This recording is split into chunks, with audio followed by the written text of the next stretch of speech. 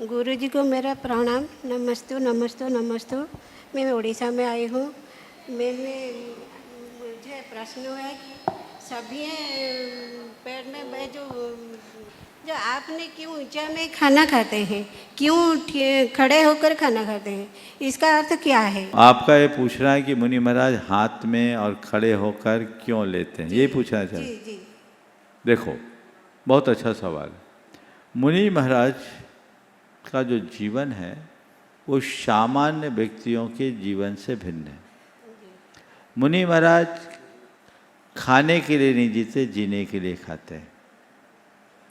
खड़े खड़े इसलिए खाते हैं कि जब तक मेरे पास खड़े होने की शक्ति होगी तभी तक हम आहार लेंगे।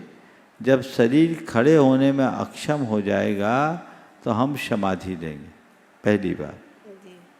दूसरी बात, खड़े खड़े खाने में आप ज़्यादा नहीं खा सकते,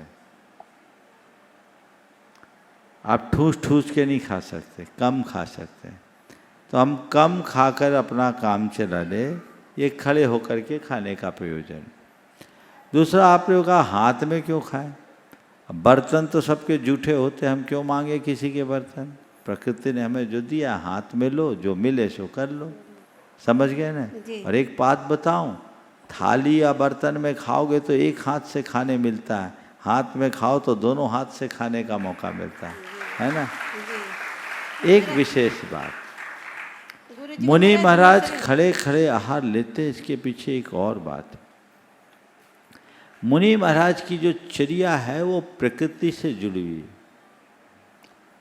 मुनि जी महाराज प्रकृति से जुड़कर अपने प्राकृतिक जीवन की ओर लौटने की साधना है। हमें प्रकृति ने जन्म कैसे दिया? दिगंबर रूप में दिया और निर्विकार दिया।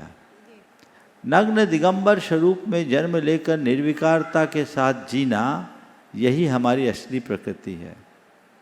और थोड़ा देखिए, प्रकृति के आश्रित जितने भी प्राणी हैं वो कोई कपड़ा पहनते हैं क्या? पहनते हैं? मुनि महाराज कपड़ा नहीं पहनते। प्रकृति के आश्रित जितने प्राणी हैं वो कोई बिछोने का प्रयोग करते क्या? नहीं करते ना। मुनि महाराज बिस्तर का प्रयोग नहीं करते। प्रकृति के आश्रित को जितने भी प्राणी हैं वे स्नान करते हैं क्या? नहीं करते। मुनि महाराज स्नान नहीं करते। प्रकृति के आश्रित जितने भी प्राणी हो मंजन करते हैं क्या? मुनि महाराज मंजन नहीं करते। और सबसे पते की बात, प्रकृति के आश्रित जितने भी प्राणी हैं प्रायः सब के सब खड़े खड़े आहार लेते हैं। बैठ के खाते देखा किसी को? चिड़िया भी दाना खड़े होकर चुगती है और गैया भी घास खड़े खड़े चरती है ना। तो ये प्रकृति ही ऐसा पाठ पढ़ाती है। तो मुनि महाराज प्रकृति की ओर मुड़ रहे हैं, इसलिए वे खड़े खड़े आहार लेते हैं, ऐसा समझना चाहिए।